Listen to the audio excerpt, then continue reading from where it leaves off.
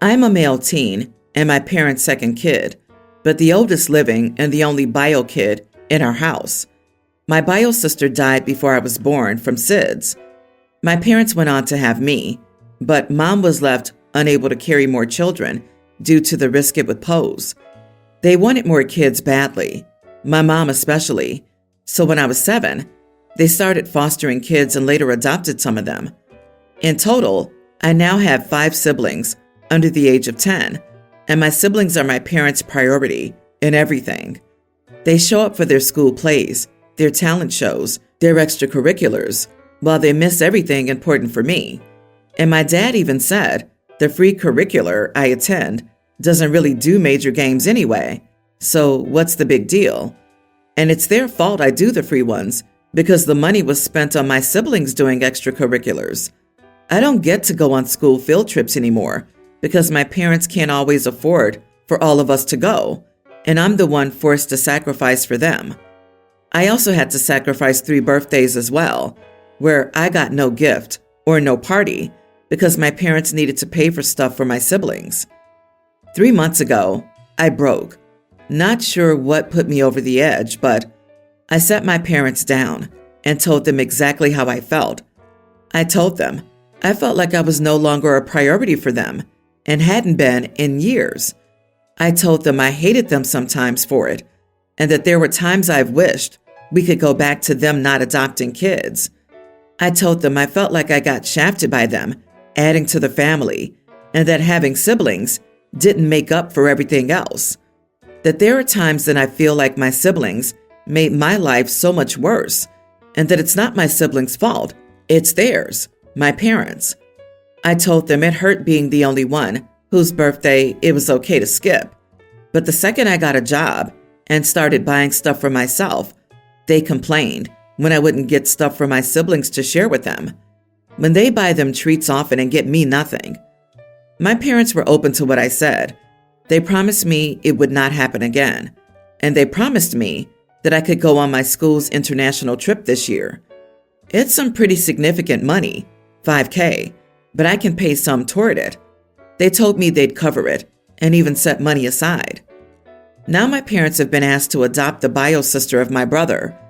My parents told me about it and that they want to do this, but it means no trip for me because the money will be needed. They said it's important to keep the siblings together, and surely I can let them make it up to me another time. I told them no, because they won't have the time or the money to make it up to me. I told them I know I'm not their priority if they do this, and they won't have my support, and I will check out and start planning a life without them. They were upset. My grandparents were angry, and now my parents have said I was unfair to them and my brother and his bio sister. Am I the idiot? Honey, as weird as this may sound after what you've gone through, your parents' behavior isn't tied to who you are as a person. You could have been a genius who graduated med school by 12, or an artistic prodigy that made the whole world weep upon seeing what you created, and it wouldn't have made a difference. Something inside your parents is broken, not you. Your parents need to mourn their ability and expectation of having numerous bio children. They needed to heal in a healthy way before looking into other options.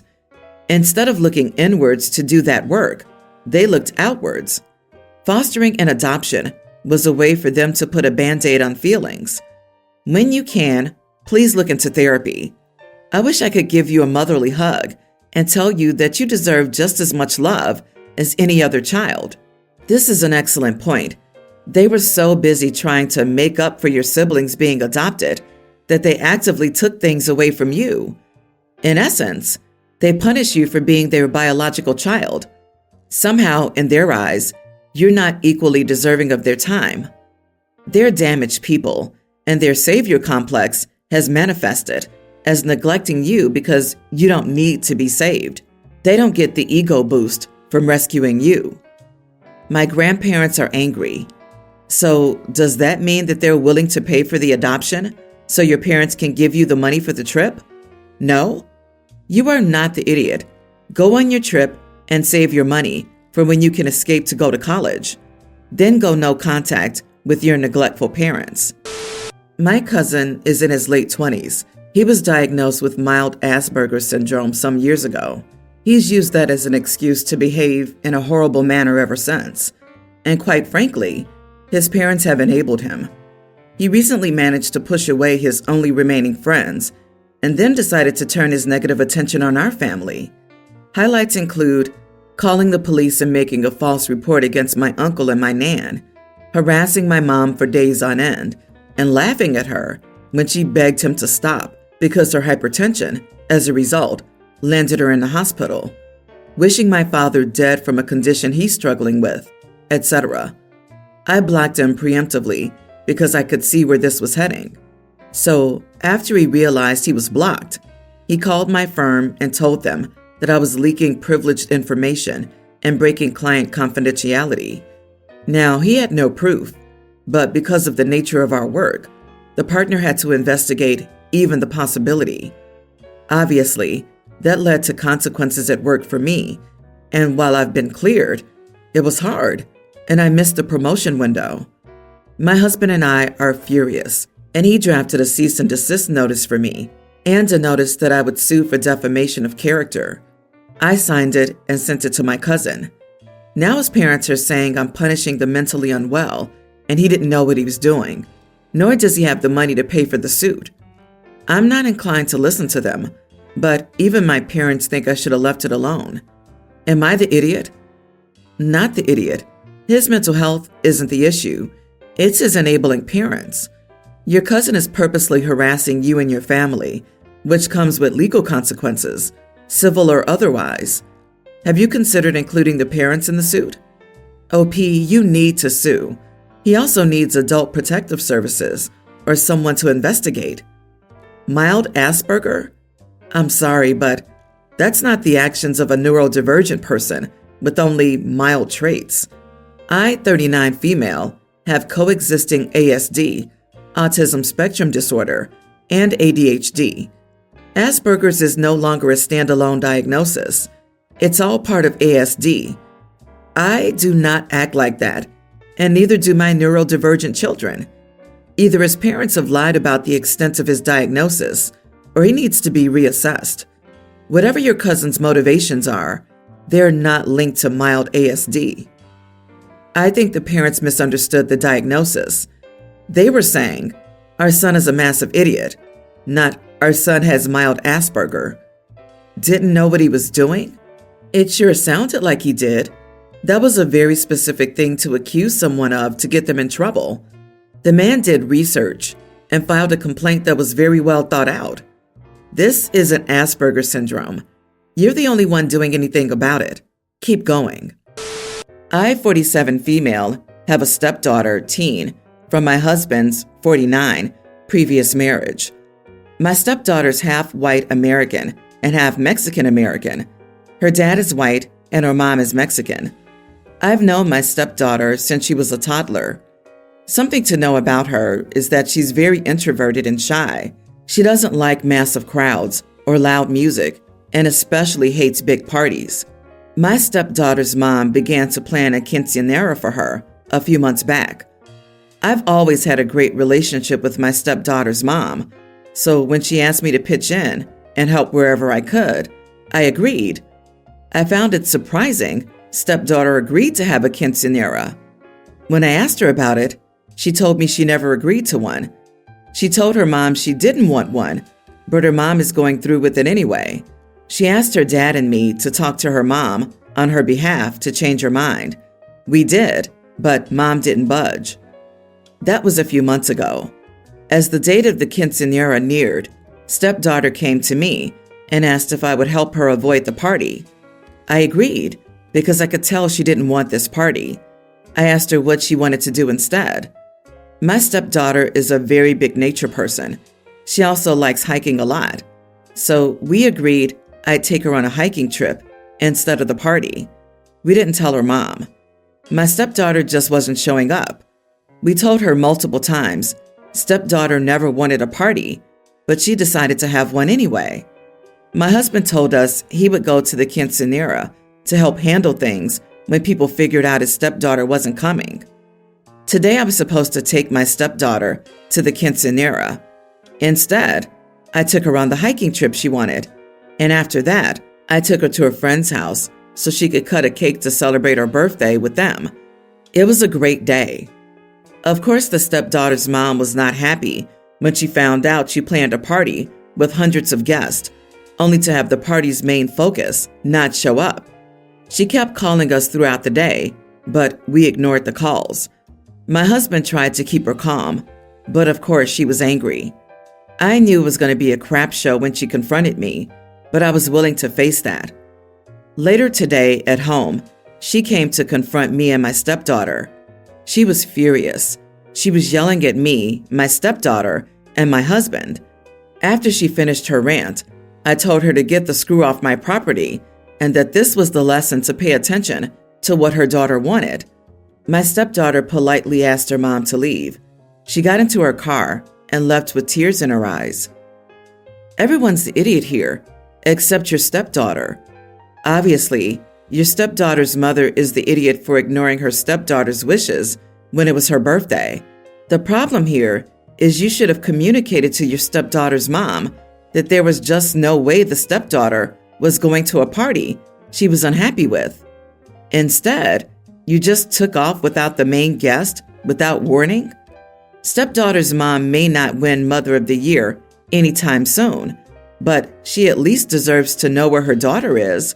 Not to mention, she spent all that time, effort, and money to prepare for a party that's very important to their culture. I disagree. Mother was told numerous times, so all the time and money spent was on her. The father was there, and he knew of the plan, so he would have been able to explain it all to the mother where the stepdaughter was. You are not the idiot. Good parenting by you and your husband here. Mom wanted the party, not for the stepdaughter's sake, but for her own, and it was her own self-absorbed moment that got ruined, whereas the actual birthday girl had a great time. I think this counts as play stupid games, win stupid prizes. When you don't listen, you can't blame people for not warning you. So we have 2 new foster placements, Jess, tween female, and Alice, teen female. We also have a biological daughter, Valerie, a young teen. We live in a 3-bedroom house, and at this time, it's not possible to add more room. We do plan on moving eventually, but that's not something that'll happen for a year minimum. Originally, we were only receiving single placements, but we got our first sibling group. In our county, siblings can share a room, bio and foster. The only condition is non-bio siblings of the opposite gender can't share a room, which isn't an issue here. We try to do what we can to make the siblings comfortable, but recently, Alice said at their home she has her own room and she hates sharing. We've tried to divide it with curtains, privacy panels, etc. We've let Alice get a lot of personalized stuff for her room, but it's a struggle. She's requested her own room. The other issue is Valerie set a boundary when we started fostering 2 years ago that she wouldn't share her room. We agreed as it seemed reasonable. She's always great with the other kids in our home, but she also deserves her own space to decompress. She went from being an only child to having other children in the home. We also make sure we get a lot of one-on-one time with her and still do stuff as a family. She knows she can talk to us about anything. We did ask her about Jess sharing her room, and obviously she said no. We explained this to Alice, and she's now upset, saying it's unfair. We feel conflicted. Our social worker backs us up, but some people in our personal life say we're in the wrong. Other relevant info: we have yet to determine exactly how long the girls will be with us, but the current plan is 10 months minimum, with the likelihood it could be longer. So it's not as if the girls will only share a room for a few weeks. Edit: per guidelines, the children must live in a room with permanent walls, a door that closes, have their own dressers, etc. That would not be possible in the living room, so no one could sleep there. I also cannot give up my room, as it's stated that all living in the house must have rooms. The room is also big enough for 2. It's the house's master and fits all their stuff, leaving enough room for them to feel separate. Not the idiot. Why would Alice be more entitled to her own room than Valerie? That's Valerie's home. Like it or not, foster kids may not stay with you long. It's important to make them feel at home and as part of the family, but that can't be at the expense of your children. It also shows that you'll keep the promises you made to your daughter. It's Alice's home too. Since the family chose to house her and gets paid for it, I totally understand where she's coming from. She just wants some normalcy, and a mid-teen sharing a room with a twin sibling would be incredibly difficult. A 5-year difference at that age is enormous. This doesn't sound like an ideal placement for these girls, personally. Do everything you can to make this easier on them. LMAO, you really think people who are actually fostering correctly and not neglecting their foster kids, which it seems like OP and her family does, actually make money off of fostering? The stipend people get is often barely enough to cover the child's needs, and families often eat the cost of other living expenses out of the kindness of their own hearts. No idiots here. Unfortunately, this is a no-win situation. You absolutely cannot renege on your agreement with Valerie. You will shatter her trust in you, and that'll cause huge problems down the road. My wife's mother did foster when she was 12, and she's still traumatized by how she got treated. Alice isn't an idiot for wanting her own room, but it's just not possible. The world gave her a rough hand, and she's going to have to learn to deal. I'm glad you're doing what you can to give them private spaces, but sharing a room isn't the end of the world. I survived sharing with 3 siblings. My daughter, 25, is getting married to her fiancé soon. However, none of us, her family, is invited to the wedding.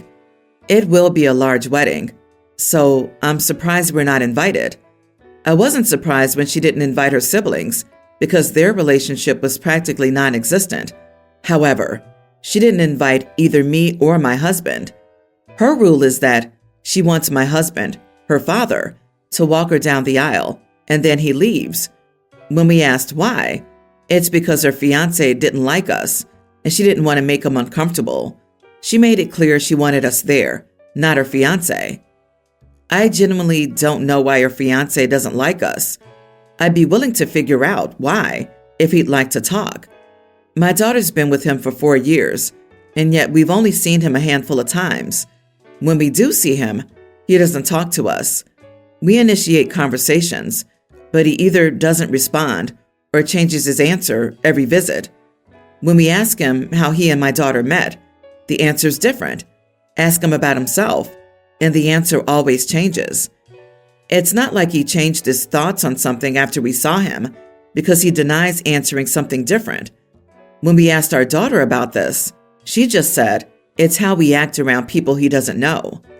When my daughter told me the rule of us not getting invited and her father could only walk her down, I told her it was ridiculous and unfair to either me or her father. I asked her about the future and how he's going to act when they have kids. My husband told me it wasn't necessary to say, and maybe it wasn't, so am I the idiot? Edit. Her fiancé's side was going to pay for the entire thing from the start. My husband asked if we could talk it out, but she's yet to respond. Not the idiot. Honestly, your husband should not walk her down the aisle if he isn't invited to stay. That is very controlling behavior. Tell your daughter you'll be there for her if he becomes abusive. Don't cut that helpline off, but you'll have to pull back emotionally. She's made her choice, and you aren't going to talk her out of this, sadly. If you can, sit her down and explain the situation. Warn her. She's marrying a very controlling man, probably emotionally or mentally abusive. If not now, it'll start after the wedding. I feel very sorry for her future. I couldn't agree with you more about him being abusive. He clearly has her exactly where he wants her, even now, since she wants her parents there, yet he's getting his way on something odd. I wonder what reason he'll give when people ask where the bride's family is. As well, he'll probably lie. It would be interesting to see how he would explain away Dad walking her down the aisle and leaving as well. It really feels like removing all potential support structures from her life, so she'll be trapped. Something about this seems off. There has to be more to this story. What is being left out? Maybe the daughters told her fiancé about her toxic childhood, upbringing, and relationship with her family. I'm getting unreliable narrator vibes. Honestly, I think the parents are hearing what they want to hear and ignoring what they don't want to hear. I really get the vibe that the daughter has told them exactly what's up, and they just don't understand, so that can't be right.